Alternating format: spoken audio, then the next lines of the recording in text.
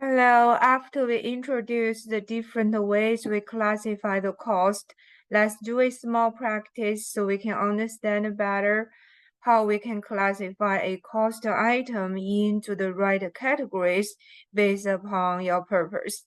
So first, let's look for the cell phone camera. As we all know, the camera is a necessary material part of the cell phone. So it should be a manufacturer rather than non-manufacturer cost. And on the manufacturer cost, it should be the direct material of the cell phone. As a result, in the financial statement, cell phone camera should be a product cost rather than a period cost, because product cost related to the inventory in the balance sheet and the cost of goods sold in the income statement. So is a product cost flow from the working process, finished goods, and then into the cost of goods sold. It's not a period cost. Period cost directly deducted in the income statement. That's normally your selling, admin, and general expenses. Then when you look for the direct cost or indirect cost, as we explained earlier, when you say direct or indirect, we must identify a cost object. So the cell phone camera is a direct cost or indirect cost related to that cost object. I don't really have a cost object here, but normally, for example, if I'm saying the cost object is the phone itself, like the product itself, then the camera should be a direct cost rather than a indirect cost, because it directly can be attributable to the phone, the cost of the cell phone. So direct cost, but again, my assumption, the product is the cost object. Then variable cost or fixed cost, about the cost behavior. So think about when the volume of the cell phone change, increase or decrease, the camera cost will increase or decrease proportionally to the volume of the phone. So it's a variable cost. So direct material is always a variable cost. I'm talking about the total cost of the cameras, rather than the camera per phone. So the camera per unit is a constant, right? So be careful when you talk about the variable and the fixed. You must understand the question is asking you the total cost or the unit cost. So we can classify the camera in the phone by the four categories, so into the right item, right? So depending on the purpose for our identifications. Then the second item, marketing manager salaries. You see, I read, so I use the right font. So why I want to highlight the marketing manager salary, because when you pay salary and wage, it can be related to the different personnel in the company, right? So I have three salary items, but it's related to the different functions. So the key determination here regarding the classification of the salary is not about the salary itself, it's related whose salary. So which function's salary. If he's a marketing manager, as we know, the marketing function is a non-manufacturer cost, right? So it's related to your sales and distributions. So it's a non-manufacturer cost, so sales expenses. And as the result is not a product cost, it's a period cost accumulated by the total and then deducted in the income statement as part of your total period cost. Direct cost or indirect cost, again, is depending on the cost object.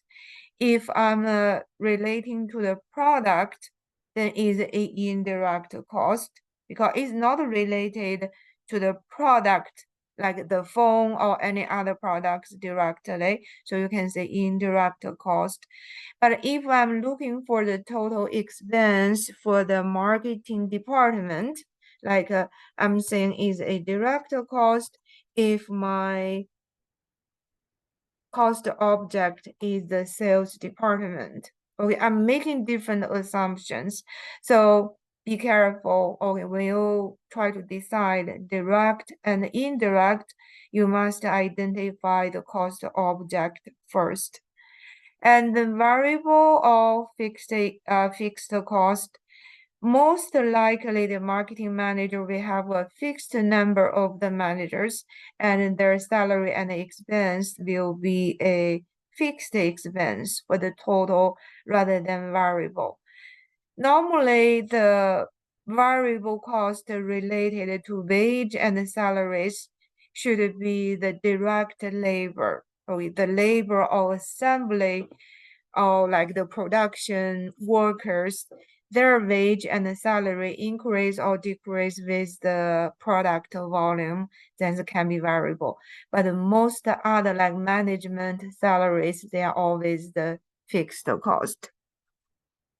So you can see a two opposite categories, right? So period and rather than the product cost. Then the next salaries, I just talk about so assembly workers salary. So if you're working in the auto industry, or like even like the electronics, we have the assembly department. The workers, they are directly factory workers, so they are direct labors. Manufacture cost, direct labor. So if it's a manufacture cost, then product cost, okay, related to the inventory cost or cost of goods sold for the units sold. Then direct cost or indirect, again, if I use the product as my cost object, then it's also a direct. I'm just identifying the popular cost objects. Okay, it can be flexible. You can have other cost objects in your determination, but here I'm just using the product. And then as a result, I mentioned the variable labor. Direct labor is always variable, similar to the direct material cost, because the total direct labor, the cost, the amount will increase or decrease with the production volume. Okay, so variable rather than fixed. Then another salary, factory supervisors. Supervisor, but is not a sales admin or general, is a factory. So factory, the immediate reaction we need to think about, this is a manufacture cost. But supervisors, they are not direct workers. They are the managers in the factory. So it's manufacture cost, but factory overhead.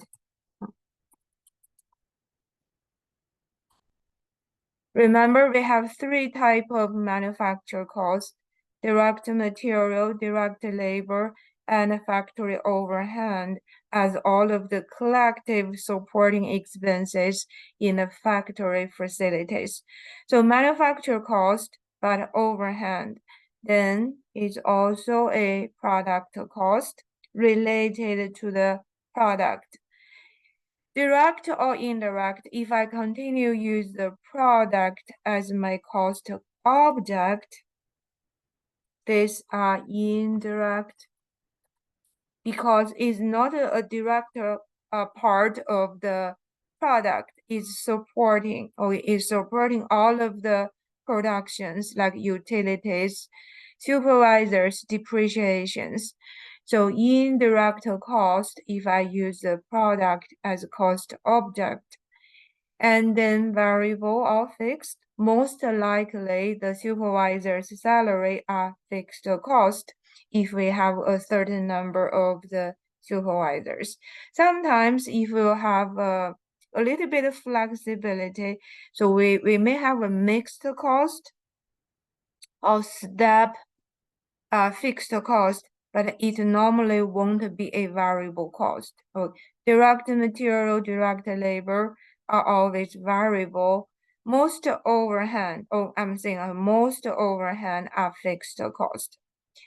The next item, office utilities. Again, you see I highlight the functions rather than the expense itself, because it's the function of the departments determines how we can classify the cost. So office are not manufacturer, right? So is the period, non-manufacturer cost, like the general expenses. And period cost, so office utilities, office expenses, office depreciations, office insurance, okay, similar to this classification. And then I'm going to skip. So the direct or indirect is really depending on how you can how you classify or how you define a cost object. So I just say depend on, right? So like depend on the cost object. Okay, you can think about if I'm looking for that office specially, right? Marketing or accounting or HR is might be a direct, or if I'm looking the product or other things, it can be a indirect, okay, case by case. But office utility cost, so utility expenses like electricity or gas or water, most likely they are mixed cost. Okay, probably I should because they have a variable part and then a fixed part. Let me try to, because that's more accurate, okay, rather than a pure variable. And for this one, I would put it into a mixed cost. So you normally have a fixed charge per month and then have a usage charge. Then factory utilities, okay, also utility, but a factory function similar to the salary. The factory will determine this utility will be a factory overhead. So similar to the factory supervisor's salary. And as a result, it's a product cost and most likely a indirect cost if we use the cost object as the product. Oh, I pasted in the wrong. Oh, this one should be. Oh, why is not always go to this? So manufacture overhead is always indirect cost when you refer the product units as the cost object. Factory utilities most likely is a mixed cost as well, fixed charge plus usage charge. The advertising cost, and this one didn't give you the department, but as by common knowledge, advertisement we all know is related to marketing and sales. So marketing and sales, they are non-manufacturer and period cost. And again, this one depending on the cost object, okay, you will say direct or indirect. Okay, so I will just put like a D depending on. And advertisement, most of the time they are fixed. Okay, this one, you have a budget, okay, for advertisement in different channels or social media. Okay, that's most likely a fixed cost in total. Then finally, a machine repair. Okay, the machine I think is most of us will agree a machinery is for manufacture, right? So manufacture cost, but again, not direct material, not direct labor, is overhead again, factory overhead. So we have lots of factory overhead. So in a factory setting, except for direct material and direct labor, all of the supporting expenses in the production belongs to the manufacturer overhead. So product cost, and the most likely a indirect cost when referred to the product itself. And the repairment, I will say fixed, okay, all mixed. But again, okay, depending on the actual situations, okay, all I can say here. Later, when we talk about introduce the cost behavior in later chapters, we'll dive more in the variable cost, fixed cost, and the mixed cost. Or you have some mathematical ways to separate the mixed cost into a variable part and a fixed part, so we can analyze the question in more details. So I feel finish this short video as a wrap up for like the cost concepts we introduced. So the reason or the purpose, the goal for us to understand and learn the cost concepts is to apply them in the analysis or decision making, or rather than memorize or something like with the concept themselves. The most important is apply them into the analysis and the decision making scenarios.